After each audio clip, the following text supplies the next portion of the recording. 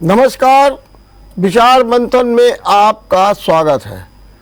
Mission 2024 के तहत Bharatiya Janata party ने आज बूथ विजय अभियान के तीसरे चरण का मंथन किया। इस मंथन में दिल्ली से आए प्रभारी राधा मोहन सिंह, संगठन महामंत्री सुनील बंसल, मुख्यमंत्री योगी आदित्यनाथ, दोनों डिप्टी सीएम और प्रदेश अध्यक्ष स्वतंत्र देव सिंह मौजूद थे। माना यह जा रहा है कि इस बार 80 में से 75 सीटें जीतने का जो लक्ष्य बनाया है भारतीय जनता पार्टी ने, उसके लिए अपने बूथ मिशन को कामयाब करने की पूरी कोशिश की है।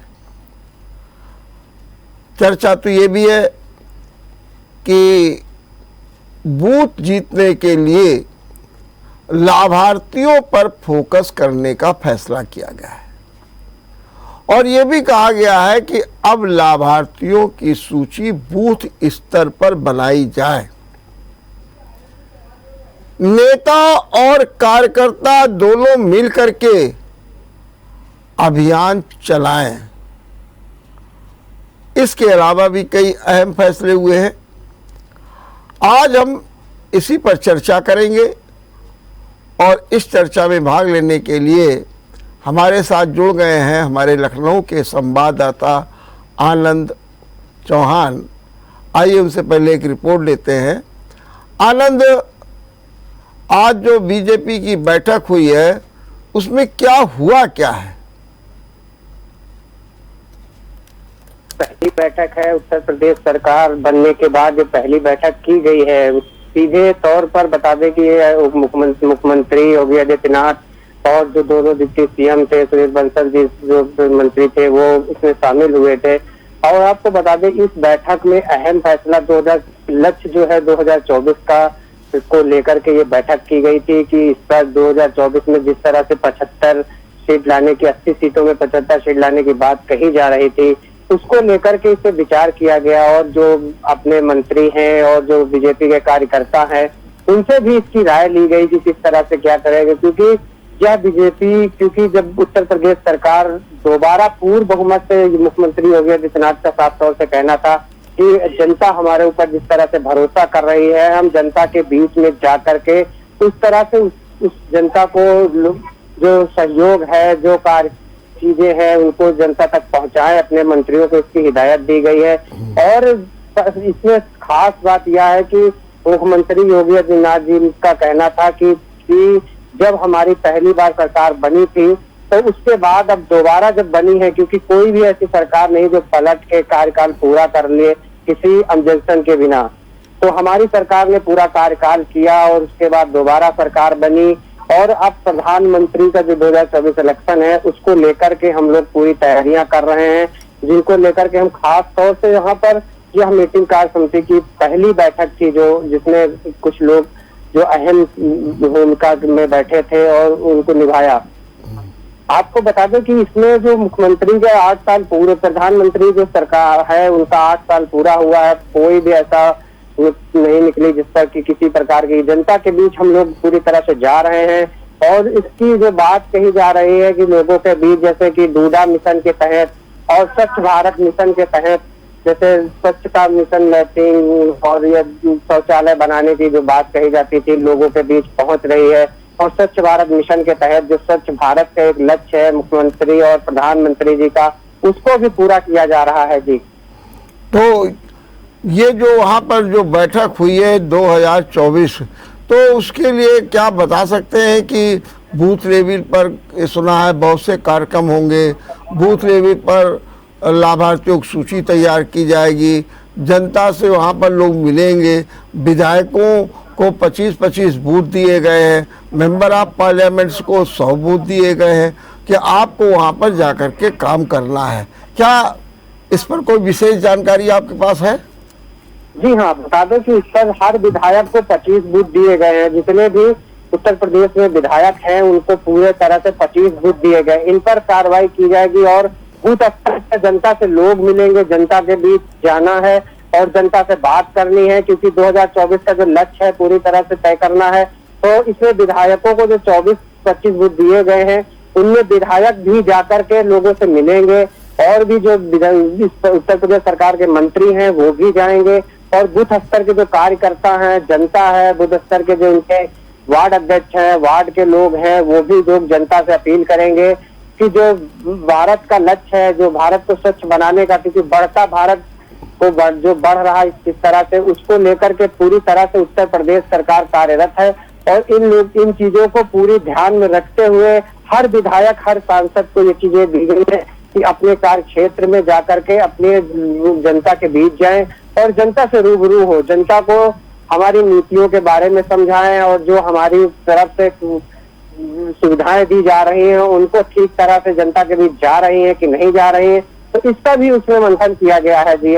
और खास तौर से इसमें ध्यान दिया गया है कि जनता के बीच जो भी सुविधाएं जा रही हैं वो ठीक तरह से पहुंच रही हैं कि नहीं पहुंच रही हैं, इसका भी खास तौर से ध्यान दिया जाए, क्योंकि अक्सर देखा जाता है कि सरकार तो योजनाएं निकालती है पर कहीं ना कहीं जनता तक नहीं पहुंचती हैं। तो इसका मंथन करने के बाद ही इस बूथ स्तर पर ही जाकर के जनता के बीच जाकर के ही इन चीजों का कुछ भी निकल के सामने आ सकता है कि जनता तक ये लाभार्थियों के पास और जनता के पास ये चीजें सुविधाएं पहुंच रही है कि नहीं। जी ठीक बात।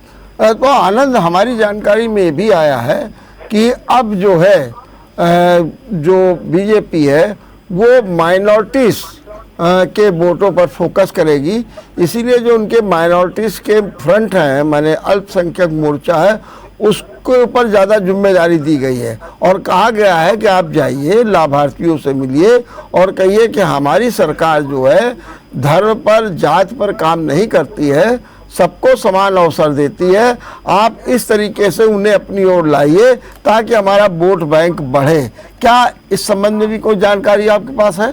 हाँ जी, बता दें कि जैसे कि आप बताया गया है कि जिस तरह से बूथ स्तर पर ये कार्य किया जा रहा है कि जात पात को लेकर के कई मुद्दे ऐसे उठते रहते हैं कि जात अल्पसंख्यक लोगों के बीच में, तो अल्पसंख्यक लोगों के बीच हमारे जो उत्तर प्रदेश सरकार के मंत्री हैं, विधायक हैं, वो लोग जाएं और उनसे बात करें, क्योंकि सरकार जो है सबकी है, सबका साथ सबका विकास का जो मंत्र लेकर उत्तर प्रदेश सरकार चल रही है, उसको लेकर के हम लोग ऐसा नहीं है कि किसी एक विशेष जात को लेकर के एक टारगेट करके कि ऐसा काम करे, पर अब जात विशेष नहीं। तो इस पर भाजपा सीधे मुख्यमंत्री योगी आदित्यनाथ का कहना था कि जो अल्पसंख्यक लोग हैं उनके बीच लोग जाएं और जनता से मिले, जो सुविधाएं सरकार द्वारा दी जा रही हैं वो पूरी तरह से उनके पास पहुंचाएं और भी जो सुविधाएं सरकार द्वारा मुहैया कराई जाएंगी वो पूरी तरह से पहुंचेंगी और उन लोगों से साफ तौर से कहा जाए कि हम लोग कोई ऐसा नहीं है कि एक जाति विशेष को लेकर के है, क्योंकि अक्सर बीजेपी के ऊपर आरोप लगते रहते हैं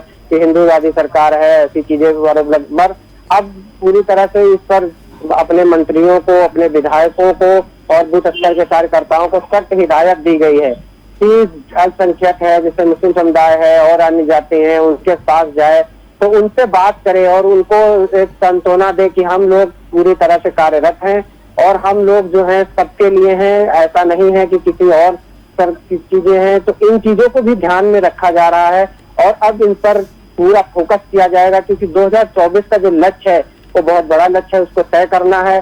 तो इसको लेकर के पूरी तरह से उनसे वोट बैंक साधना है, तो वोट बैंक साधने के लिए वहां जरूर हो जाएंगे।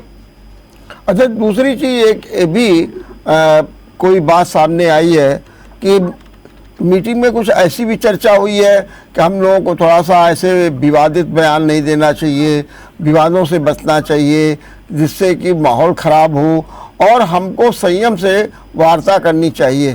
क्या ऐसा भी कोई मैसेज कार्यकर्ताओं और नेताओं को दिया गया है आज की बैठक में? जी हाँ, आज की बैठक में खास तौर से ये ध्यान में रखते हुए, क्योंकि पिछले दिनों कई विवादों में ऐसे चीजें आई थी सामने, उनको देखते हुए अब बीजेपी पूरी तरह से उत्तर प्रदेश सरकार और भारत सरकार लगातार अपने मंत्रियों और विधायकों से साफ तौर से कह रही है कोई भी ऐसा विवादित भाषण ना दे जिससे जो समीकरण बना हुआ है वो बिगड़े। तो उसको साधते हुए पूरी तरह से कहा गया है कि जो विवादित भाषणों में अक्सर लोग घिर जाते हैं, विवाद में आना तय रहता है, तो उन लोगों को ध्यान में रखते हुए मुख्यमंत्री योगी आदित्यनाथ ने साफ तौर से यही कहा है कि कोई भी ऐसा लोग कोई विवादित भाषण ना दे जिससे कि ये जनता के बीच में कोई गलत संकेत जाए। तो जनता को जो काम करना है हम लोगों को वो काम करें, पर जो अब भाषणों में कोई ऐसा विवाद ना पैदा करें जिससे कि जनता के बीच में जो आई चीजें हैं वो अंकित हो और उनको माहौल को खराब करे।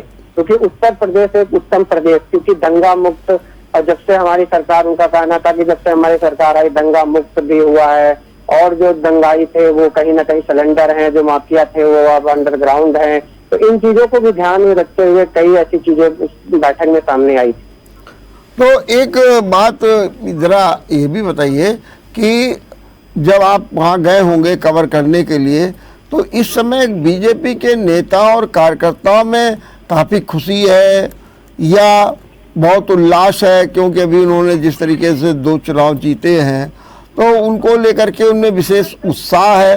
और दूसरी चीज़ ये भी है कि अभी भी उनमें कुछ बातें होती हैं कि हम जाकर के आज अपने नेताओं से ये कहेंगे कि भाई हम लोगों की ओर भी ध्यान दिया जाए। ऐसा कुछ भी सुनने में आया या फिर एक नेताओं के भाषण हुए, फैसले हुए, बताया गया और जोश भरा गया कि आप लोग जाइए अपने क्षेत्र में सक्रिय हो जाइए? जी हाँ, साफ तौर से आपने सही कहा। जो बता दें कि वहां पर जाने के बाद जब हमने खबर देखा कि वहां पर जो खुशी का माहौल था, क्योंकि एक बार नहीं दोबारा जब ये सरकार संयुक्त सरकार बनी है उसके बाद कई वहां हर्षोल्लास का माहौल देखा गया, खुशी का माहौल था। पूरे पार्टी के कार्यकर्ता और जो वहां पे नेता पहुंचे थे वो एक तरह से एक खुशी की लहर थी, क्योंकि ये खुशी की लहर दोबारा सरकार बनने से, क्योंकि एक बार नहीं दोबारा जब सरकार बनी है, पूर्ण बहुमत की सरकार बनी है, तो इसका खास तौर से ये देखा गया है कि इसमें खुशी की लहर। और कुछ लोगों का ये भी कहना था कि हम आए हैं तो अब अपने जो हमारे क्षेत्र के विधायक और नेता हैं उनसे मिलेंगे और उनसे जो चीजें हैं कहेंगे, जो बूथ स्तर के कार्यकर्ता हैं वो भी, और जो लोग हैं कि जनता के बीच जो कार्य हो रहा है, और मंत्रियों का साफ तौर से कहना है जो बूथ स्तर के कार्यकर्ताओं से कि अपने क्षेत्र में जाएं और अपने क्षेत्र में जैसे विधायक है, विधायक अपने क्षेत्र में जाए और अपने क्षेत्र की जनता की राय जाने और जनता के बीच में जाए, जनता से बातचीत करे। तो इस तरह की कई चीजें सामने आई थी। जनता के बीच में जो कार्य पहुंच रही बीजेपी सरकार की जो नीतियां हैं वह उनको समझाएं और सबका साथ सबका विकास के जो मंथन था उसका लेकर के कहीं न कहीं एक तरह से वहां साफ तौर से देखा गया कि हर्ष उल्लास का माहौल था, क्योंकि यह सरकार दोबारा बनी है और पूर्ण बहुमत की सरकार बनी है। जी, क्या हर्ष और उल्लास का माहौल इसलिए भी था, क्या इस बात की भी कोई चर्चा थी कि अब राजभर आ रहे हैं अपने साथ में और देखो सपा को दांव दे दिया है, गठबंधन टूट गया है, अब एक बार फिर हमारे साथ आएंगे? क्या इस तरीके की भी कोई चर्चा वहां पर हुई आपस में नेताओं में? नहीं, ऐसा कुछ नहीं देखने को मिला है कि किसी पार्टी अन्य पार्टी का कोई आया है और देखा गया है, तो इस तरह का कोई ऐसा माहौल नहीं देखा गया है। जी। तो ये भी बात तो तय आप मान रहे हैं कि इस समय समाजवादी पार्टी से राजभर की दूरियां बढ़ गई हैं और वो कभी भी ये गठबंधन टूट सकता है? क्या ऐसी जानकारी आपके पास है? जी हाँ, बता दें कि आपको इस तरह की जानकारी सामने आ रही है कि कभी भी कोई गठबंधन टूट सकता है, क्योंकि लगातार जब राजभर जी की जो दूरियां हैं वो बढ़ती जा रही हैं हर चीज मुद्दों को लेकर के, क्योंकि लगातार आप देख रहे हैं कि बीजेपी बढ़ती ही जा रही, तो इसको लेकर कहीं ना कहीं लोगों में रोष जो समाजवादी पार्टी से है, जो राजभर जी का, वह कहीं ना कहीं दूरियां बढ़ाता जा रहा है। अच्छा, क्या आपको ये भी लग रहा है कि आज जैसे जो सूचना आई है कि विधान परिषद से जो है विपक्ष के नेता का पद खत्म कर दिया गया, क्योंकि सपा के पास 9 ही सीटें रह गई हैं, हालांकि सपा के लोग हल्ला मचा रहे हैं कि नहीं विपक्ष का पद हमको दिया जाना चाहिए, एक ही सीट कम है। तो और जो सपा है वो भी अपने यहाँ कुछ परेशान दिख रही है शिवपाल की बेरुखी से, गठबंधन के इन बातों से। क्या आपको लग रहा है कि वहाँ पर भी कुछ हड़कंप सी मची हुई है, खासतौर से बीजेपी की इस रणनीति को देख करके? जी हाँ, अगर आप बात करें वहाँ की, तो वहाँ रणनीति की, बीजेपी की जो रणनीति है उसको देख करके सपा में कहीं न कहीं हलचल सी मची हुई है और उदासी छाई हुई है, क्योंकि ये जो रणनीति है पूरी तरह से आपको बता दें कि इस पर सपा का जो राज्यसभा में जो नाम है उसको हटाने की बात कही जा रही है। तो इससे वहाँ खलबली तो मची हुई है, क्योंकि जहाँ जहाँ शिवपाल जी भी खफा हैं समाजवादी पार्टी से, क्योंकि उनको एक सीट देने के बाद से अक्सर वो खफा चले आ रहे हैं लगातार ही। उसके बाद अब राजभर जी भी खफा हैं, तो इन चीजों को लेकर के कहीं ना कहीं इसमें कमी देखी गई है जी।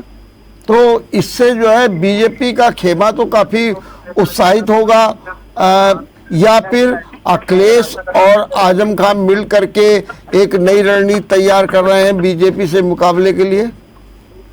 जी हाँ, बता दें कि अखिलेश और जब से आजम खान जी आए हैं बाहर, तब से एक रणनीति तैयार की जा रही है और देखा जा रहा है कि इसमें कमियां जो हैं दूर की जाएं और किस तरह से हम लोग इस पर विजय पाए। तो इसको लेकर के तैयार की जा रही है रणनीति और हर्ष उल्लास, क्योंकि हमने पहले भी आपको बताया है कि इस पर जैसे कि सपा हमेशा जो अपने सहयोगी दल हैं उनसे कहीं ना कहीं सपा से रुष्ट नजर आ रहे हैं। जो इन चीजों हैं उनको खास तौर से ये देखा गया है।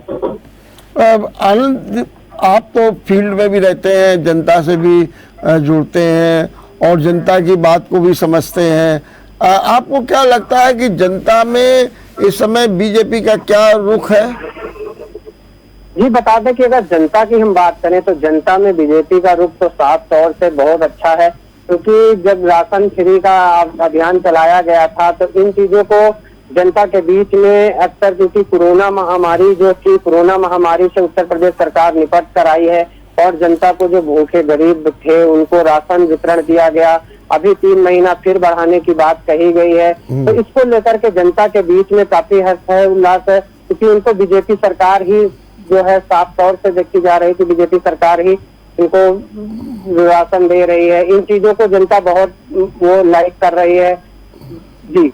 तो क्या आपको लगता है कि ये जो महंगाई है या बेरोजगारी है, इसका कोई विशेष असर नहीं दिखाई दे रहा है?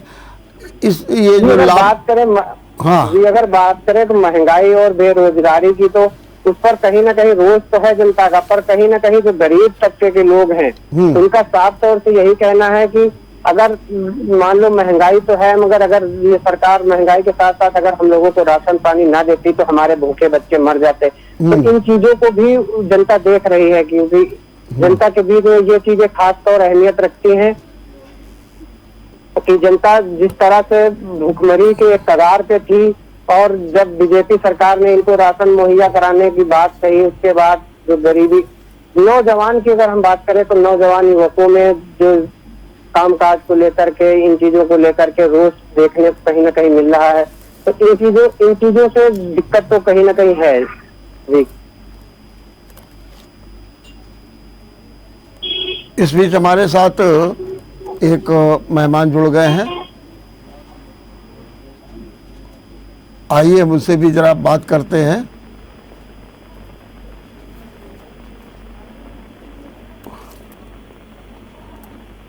वरिष्ठ पत्रकार अरविंद हमारे साथ जुड़ गए हैं। मैं उनसे ज़रा जानता हूं कि आज की जो मीटिंग हुई है उसमें क्या हुआ।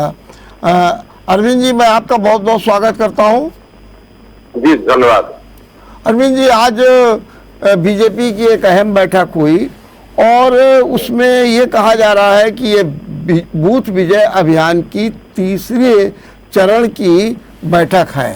पहले चरण में हमने कारण जाने, दूसरे चरण में हमने योजनाएं बनाई, अब तीसरे चरण में उनके क्रियान्वयन की बात हो रही है, खास तौर से बूथ स्तर पर। क्या कहना है आपका इस बारे में? आपके पास क्या जानकारी है?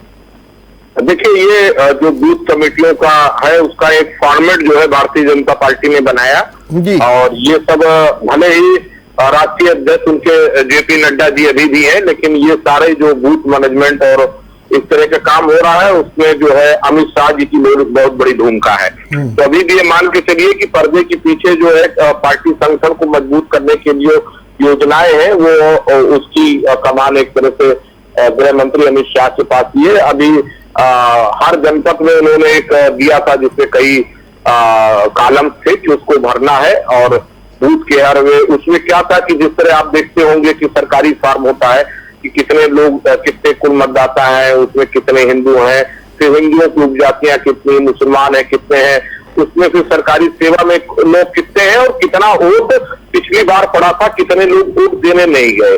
इस तरह की जानकारियां का एक फॉर्म था जो हर जगह पर इनके जो अगर खास क्या है उत्तर प्रदेश का मुझे बिल्कुल विधिवत जानकारी है, जो भी लोग चुनाव लड़े थे चाहे वो हारे चाहे जीते हैं, उनके ऊपर ये जिम्मेदारी थी कि सारे बूथ का डाटा कलेक्ट करके ये सौंप दें। तो ये सौंपा जा चुका है। अब उस पर क्या नया फॉर्मेट, नई गतिविधि की नया क्या निर्देश है, क्या फॉर्मेट नया आएगा, कैसे क्या जाना है, ये तय होना बाकी है। जहां तक मेरी जानकारी है, मुझे कुछ जानकारों ने बताया है जो भाजपा में है, अब ये है कि शायद ये बूथ लेवल पर कोई डाटा इकट्ठा करने के साथ साथ बूथ लेवल पर, मतलब गांव में हो या शहरों में हो, वहां छोटी छोटी ये पब्लिक मीटिंग जो है उत्तर प्रदेश सहित हर राज्य में जहां पर भी, जहां पक्ष में है सत्ता में या विपक्ष में है, जनता के बीच उपलब्धियां और अपने दावे ये बताएंगे। तो अभी जमीन पर जा करके लोग बिल्कुल जैसे चुनावी माहौल आप कह सकते हैं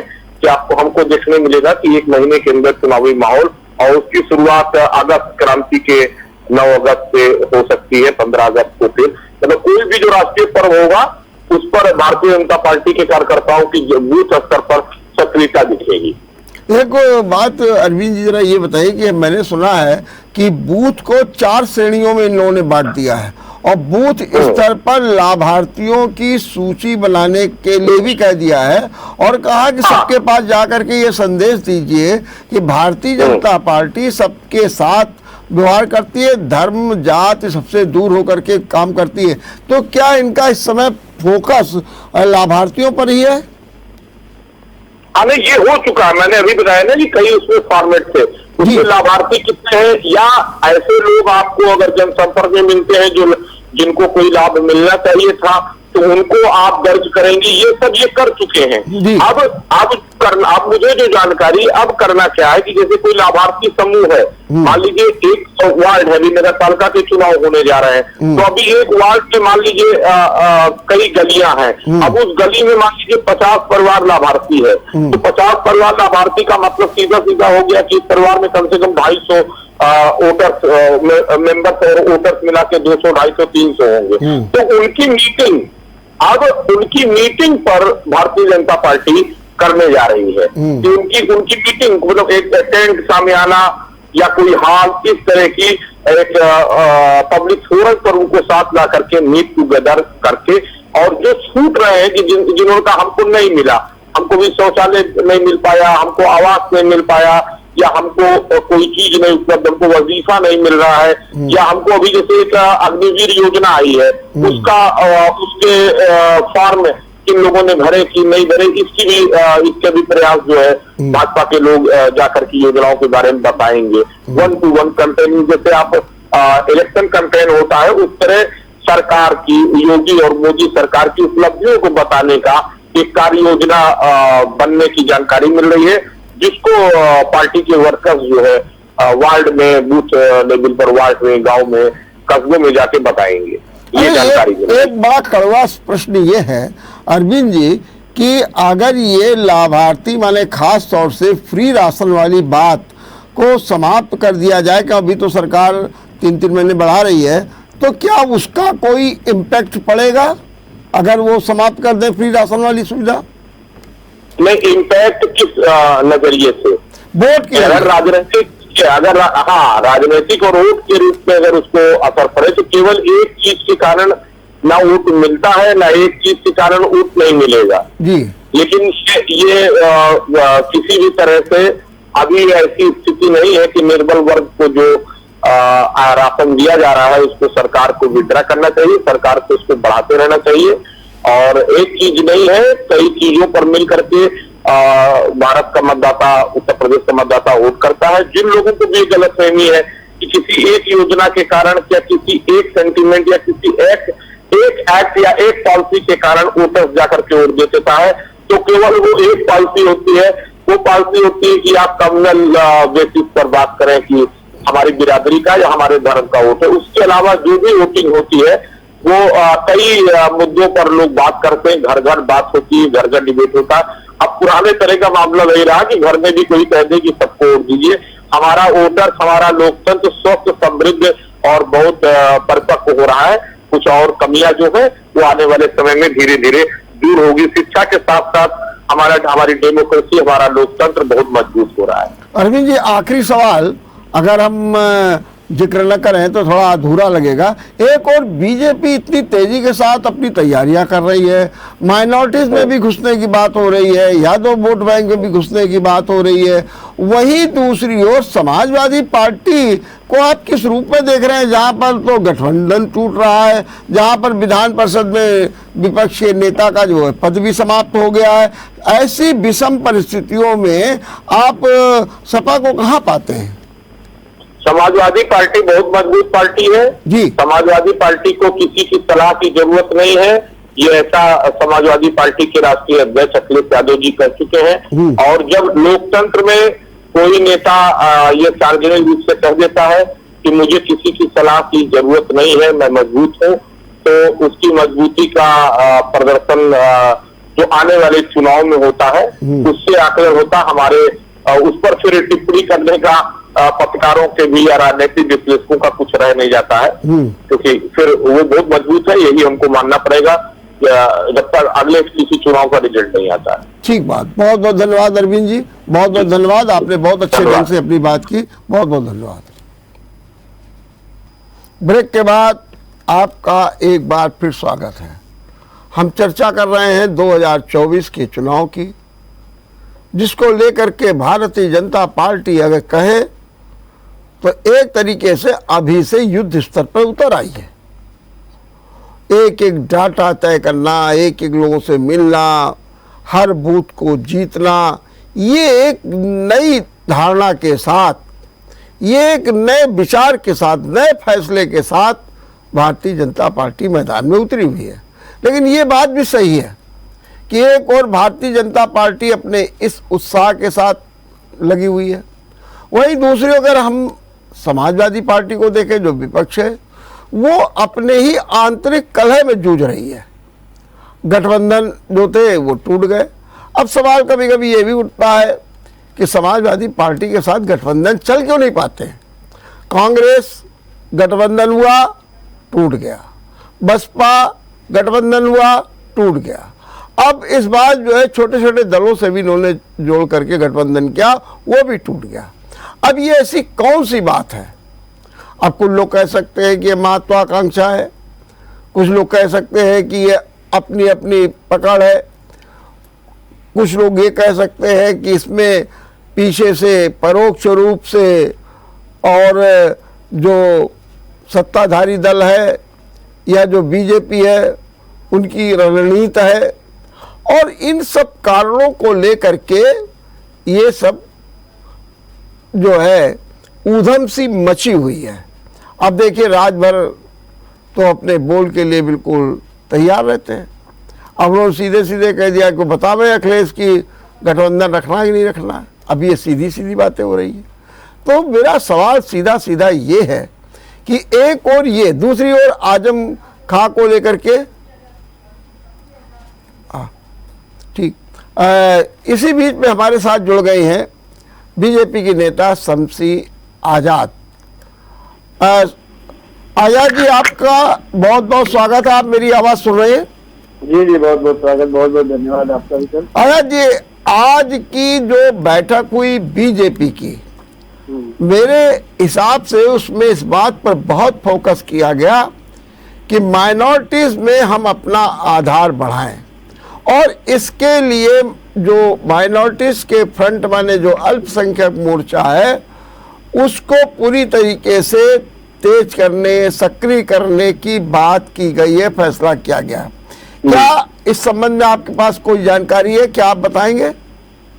बहुत बहुत धन्यवाद आपका। देखिए, लेकिन अभी अंदरूनी जो खबर है वो अभी तक क्षण कर आई नहीं है कि किस मुद्दे पर बैठक की गई। लेकिन अंदरूनी खबर ये भी है कि जो आज की बैठक हुई है वो विशेष तौर पर इस बात पर हुई है कि 2024 का चुनाव जो होने जा रहा है उसमें अल्पसंख्यक समुदाय को खास तरीके से, जो अल्पसंख्यक में भी जो निचले तबके के आते हैं जिसको पसमानदा समाज कहते हैं, पसमानदा समाज को अपनी तरफ आकर्षित करने के लिए, जैसे कि हमारे यहाँ पसमानदा समाज से इस बार दानिश आजाद को मंत्री भी बनाया गया है, तो खास तौर से उनको साधने के लिए, क्योंकि उनके अंदर एकजुटता भी होती है इस वजह से उस पर सारा फोकस है और सरकार की सारी नीतियां इस वक्त जो है पसमानदा समाज के लिए की जा रही है। ये हमारी बड़ी उपलब्धि होगी कि मुसलमान अगर पसमानदा समाज से हमारे साथ जुट के आता है तो सारे का सारा मुसलमान हमारे साथ हो जाएगा। और मुसलमान और दलित अगर इस बार एक बार फिर होते हैं तो 2024 में जो हमारा लक्ष्य है 80 सीटें उत्तर प्रदेश में निकालने का, तो हमारा उसी पर फोकस है। और आज जो बहस में सभा में मीटिंग में जो आज जो खास चर्चा रही वो आज के प्रदेश अध्यक्ष बनने को भी लेकर हुआ है, तो हो सकता है कि उसका भी ऐलान आज या कल में कर दिया जाए। इस पर भी चर्चाएं हुई है। और इसके अलावा जो आज राष्ट्रपति के उम्मीदवार है द्रौपदी मुर्मू जी, उनका भी अभी आगमन हो चुका है। वो हमारे ख्याल से कार्यालय पहुंच रही होंगी, सांसदों और विधायकों से यहाँ मिलेंगी, MLC से मिलेंगी, तो उस पर भी चर्चा हुई है। अब ये भी जरा हमको आजाद जी समझाइए कि अभी आप कह रहे हैं कि एक वर्ग विशेष के वोट्स के लिए प्रयास होंगे कि एकजुट गिरे और वो बीजेपी के साथ भी हैं। मैं ये मानना चाहता हूँ और ये मैं जानना चाहता हूँ आपसे कि जो 8% वोट मुसलमानों का मिला था विधानसभा के चुनाव में, वो कौन लोग थे, वो कौन मुसलमान वर्ग के लोग थे, वो कौन से ऐसे लोग थे जिन्होंने वोट आपको दिया था? नहीं, उसमें सभी तबके के लोग थे, सभी बिरादरी के लोग, अल्पसंख्यक में सभी आते हैं, अल्पसंख्यक में जैन भी आते हैं, सिख भी आते हैं, ईसाई भी आते हैं। तो 8% का कैलकुलेशन जो निकाला गया, पार्टी ने हमारी निकाला है, वो टोटल सबका निकाला है। लेकिन उसमें जो है तो अब हमारा जो मेन फोकस है वो पसमानदा समाज की तरफ है। कि उनको हम किस तरीके से, दलितों को जिस तरीके से हमने अपनी तरफ किया, ओबीसी को जैसे हमने अपनी तरफ किया, तो उसी तरीके से अल्पसंख्यक समाज में जो पसमानदा है उनको हम कोशिश कर रहे हैं कि वो ज्यादा से ज्यादा हमारी तरफ आकर्षित हो और जो है हमको 2024 में 80 सीटों का जो लक्ष्य उत्तर प्रदेश में वो हम प्राप्त कर सकें। क्या करेंगे आप इसके लिए, इस समाज को जोड़ने के लिए? नहीं, समाज को जोड़ने के लिए हमारा काम यही है कि हम डोर टू डोर जा रहे हैं, हम कोशिशें कर रहे हैं, हम उनके बीच योजनाओं को लेकर आ रहे हैं, तो हम ये सारा काम कर रहे हैं। ये जरा आजाद जी एक और समझाइए, अभी आपने एक शब्द कहा कि दलित और मुस्लिम को जोड़ करके हम आगे बढ़ना चाहते हैं। इस बार मायावती ने भी यही अपना समीकरण बनाया और खास तौर से आजमगढ़ में, और उससे वो काफ़ी उत्साहित दिख रही हैं कि दलित और मुस्लिम का समीकरण वहाँ सक्सेस हो गया। और अब उसी समीकरण को लेकर के 2024 चुनाव लड़ने जा रही हैं। इसके बारे में आपका क्या कहना है? नहीं, जैसे हम उनके बारे में क्या ख्याल है, हम उनके बारे में अपना समय व्यस्त करना नहीं चाहते हैं। हम अपनी पार्टी गाइडलाइन चाहते हैं कि इस वक्त जो 2024 का चुनाव हमारे सामने है, हम उसको देखकर जो है अपने मेहनत कर रहे हैं और ज्यादा से ज्यादा कोशिशें कर रहे हैं कि हम 2024 के चुनाव में पूरे का पूरा दलित समाज और अल्पसंख्यक समाज जो भरपूर मात्रा में है, उसका जो हम समर्थन अगर ले लेते हैं तो हम इस बार फिर जो है बहुमत की सरकार बनाएंगे और तीसरी बार नरेंद्र मोदी जी को देश का प्रधानमंत्री बनाएंगे। बहुत बहुत धन्यवाद आजाद जी, आपने बहुत अच्छे ढंग से अपनी बात की। तो आपने सुना कि किस तरीके से भारतीय जनता पार्टी अपनी रणनीति बना रही है। और जैसा कि आजाद जी भी कह रहे थे कि जो कमज़ोर वर्ग है माइनॉरिटीज़ का, उसको हम अपनी ओर लाने का पूरा प्रयास कर रहे हैं।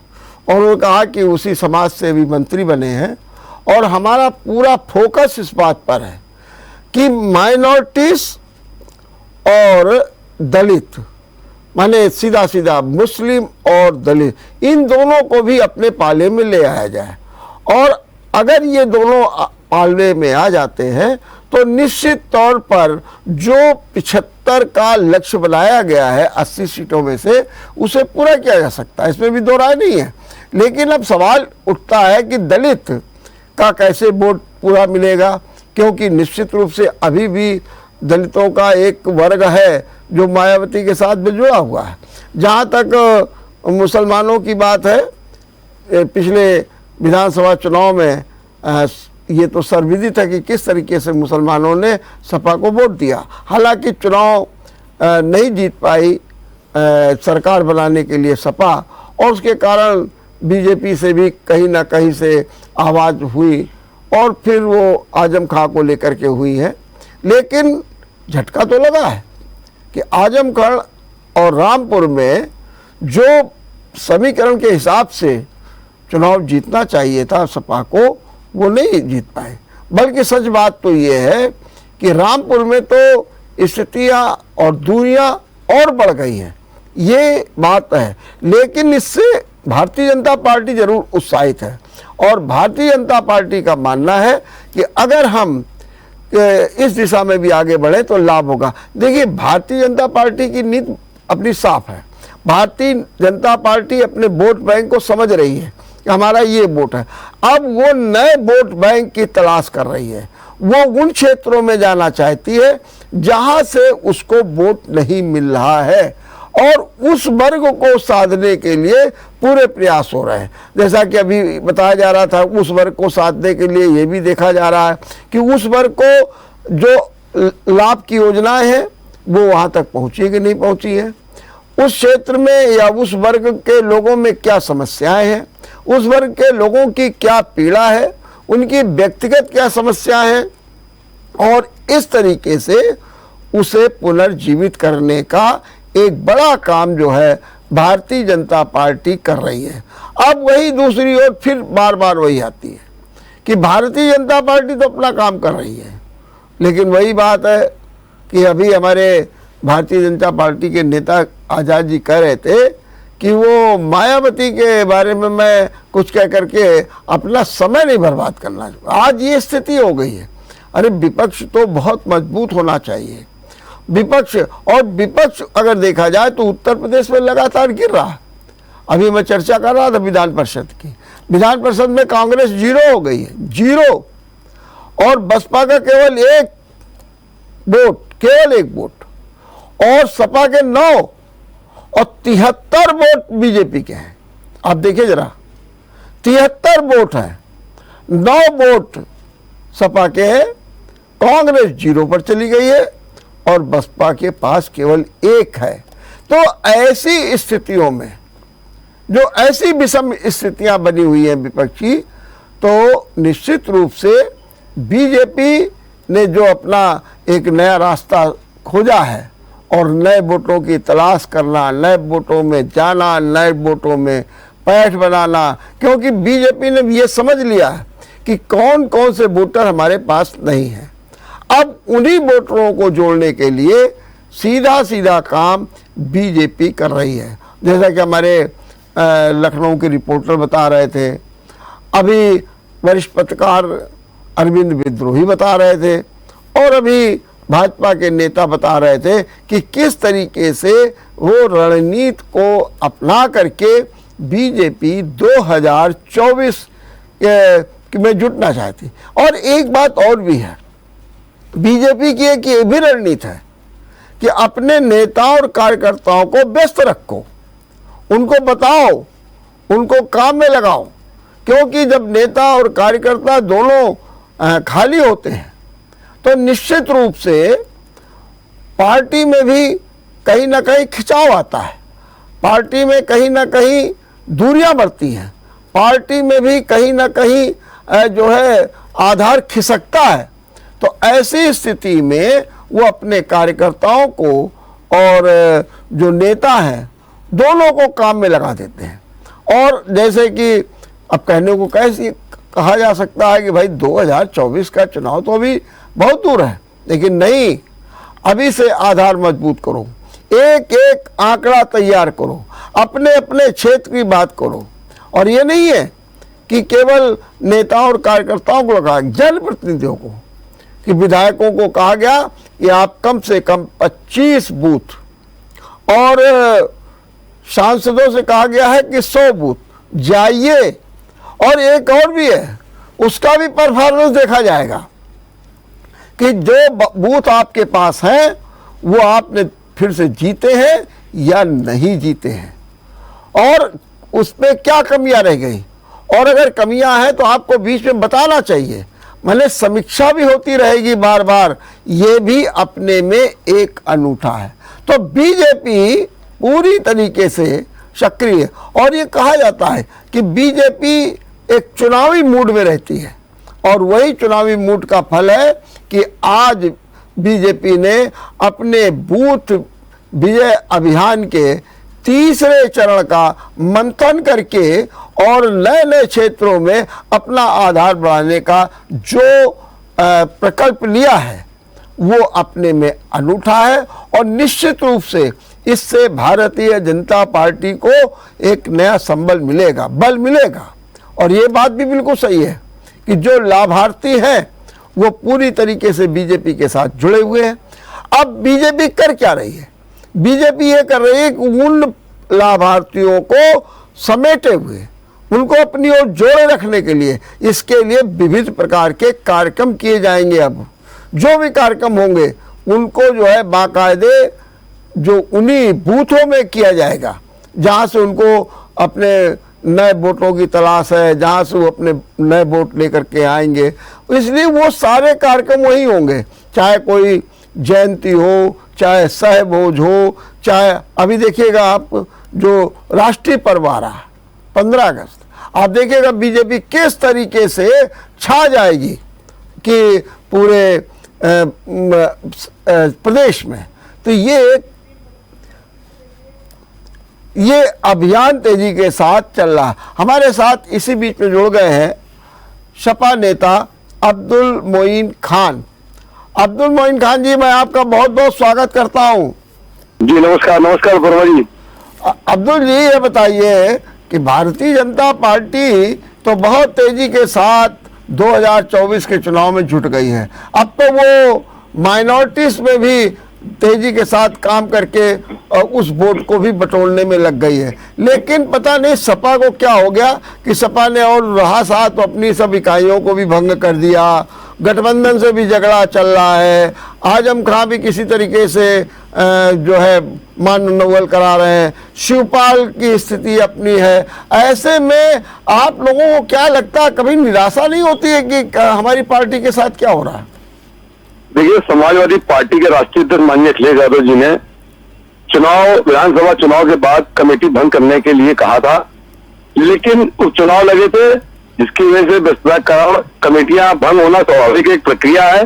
और कमेटी भंग करने के बाद जो सदस्यता अभियान चलाया जा रहा है ब्लॉक स्तर पे, बूथ स्तर पे जा करके हम सबके सदस्य बना रहे हैं। पार्टी को जो है फिर से जो पार्टी की जिला इकाई है, बूथ इकाई है, उसको हम उसकी तैयारी पर हम तैयार हैं। और निश्चित रूप से बहुत जल्दी संगठन का जो ढांचा है वो खड़ा होगा और संगठन मेरा मजबूत है। अगर ये बेईमानी ना होती, जिस तरीके से कानपुर में गल्ला मंडी में मशीनों के साथ छेड़छाड़ हुई, ईवीएम मशीनों को बदला गया, ये ईवीएम की सरकार है, ना कि जनता द्वारा मैंडेट दी हुई ये सरकार है। लेकिन एक ना एक दिन तानाशाही समाप्त होगी, ये मोदी सरकार की, योगी सरकार की, और जनता को पूरा विश्वास है कि कब तक जनता ठगी जाएगी। निश्चित रूप से जनता अपने वोट के अधिकार से सड़कों पर उतर करके जब तक ईवीएम के खिलाफ पूरे देश में देशव्यापी जब तक संघर्ष नहीं होगा, तब तक इस तरीके की तानाशाही सरकार देश और प्रदेश को बर्बाद करती रहेंगी। निश्चित रूप से ये सरकार में भारत के संविधान की धज्जियां हुई है, देश के लोकतंत्र की धज्जियां हुई है। देश का किसान, मजदूर, छात्र, नौजवान अपने आप को ठगा सा महसूस कर रहा है। वोट देता है वो किसी को और वोट चला जाता है कहीं। ये निश्चित रूप से ये धोखेबाजी की सरकार है, ये बेईमानी की सरकार है। ये ईवीएम के साथ पूरी तरीके से छेड़छाड़ करके और अफसरों पे जो मेरी एजेंसियां हैं देश की और प्रदेश की, उन पे जिस तरीके से शिकंजा मोदी और योगी ने कसा है, निश्चित रूप से अफसर मजबूर है। गन्ना मंडी के अधिकारी कह रहे थे कि अगर इसी तरीके से चुनाव कराना था तो चुनाव क्यों कराया गया, ऐसे ही जिता लेते। निश्चित रूप से आने वाला लोकसभा के चुनाव में जनता इनको जवाब देगी और मोदी के झूठ का पुलिंदा पूरी तरह से खुल चुका है। जो वादे किए तो किसी वादे पे, किसी कसौटी पे खड़े नहीं होते, एक के बाद एक झूठ के झूठ। अब्दुल जी, आप देखिए वो लोग तो क्या कर रहे हैं, आप आरोप लगा रहे हैं, ठीक है, आपका अपना काम भी है, करना भी चाहिए, आप जो देखते हैं बोलेंगे ही। मेरा सवाल केवल ये है कि वो लोग इतनी रणनीति बना रहे हैं, आप क्या झगड़ा फसाद हो रहा है, बल्कि आप क्यों नहीं स्वीकार कर रहे हैं कि आज मुसलमान भी ये सोचता है कि बीजेपी पास जाओ तो आफत, वहाँ कुछ मिलना नहीं है, और सपा में भी उपेक्षा का भाव चल रहा है, ये आप क्यों नहीं महसूस कर रहे हैं? देखिए, उपेक्षा का भाव मुस्लिम में कहीं नहीं है। मेरे विधायक, मुस्लिम विधायक देख लिए, हमारे 125 विधायकों में मुस्लिम विधायकों की संख्या आप देख लिए। और जहां तक सवाल ये है कि जो आपने बताया कि भारतीय जनता पार्टी की तैयारी, उनकी तैयारी से ज्यादा तैयारी मेरी है। जिस तरीके से अखिलेश जी रात में भीषण जाड़े में लोग सड़कों पर उनके स्वागत के लिए अखिलेश आइए का जो है पूरे प्रदेश में जन सैलाब था, और आनंद फानंद में LIU की रिपोर्ट में उनके अधिकारियों ने मोदी को बताया कि ये किसान आंदोलन जाके तुरंत वापस ले, वरना उत्तर प्रदेश में सूखड़ा साफ हो जाएगा भारतीय जनता पार्टी का। ये किसान आंदोलन अखिलेश जी जिस तरीके से सड़कों पर निकले थे, 24 घंटे दिन रात जनता उनके पीछे जनसैलाब निकला हुआ था। ये घबरा करके मोदी ने किसान आंदोलन का जो बिल था वो वापस लिया था। निश्चित रूप से अगर बेईमानी ना होती तो उत्तर प्रदेश में समाजवादी पार्टी की माननीय अखिलेश यादव के नेतृत्व में सरकार का गठन होता। अच्छा, ये जो अभी आपने शुरुआत में कहा कि हम सदस्यता अभियान चला रहे हैं, तो ये सदस्यता अभियान कैसे चल रहा, क्या अब तक की आपके पास रिस्पॉन्स है? देखिए, सदस्यता अभियान जैसे पिछली बार होता था कि जिले के जो हमारे पूर्व विधायक हैं या जो हमारे पूर्व अध्यक्ष हैं या जो वर्तमान अध्यक्ष हैं या कमेटी भंग है, तो उस तरीके से हम लोग को जो है सदस्यता दी जाती है प्रदेश मुख्यालय से। उस सदस्यता को हम लोग जो है अपने वार्ड के अध्यक्ष, अपने विधानसभा के अध्यक्ष, अपने बूथ के अध्यक्ष, इन सबकी मीटिंग कॉल करके इनके माध्यम से जमीनी स्तर पे हम लोग पहले प्रारंभिक सदस्य बनाते हैं, उसके बाद हम लोग इन प्रारंभिक सदस्यता लेने के बाद फिर सक्रिय सदस्य बनाते हैं।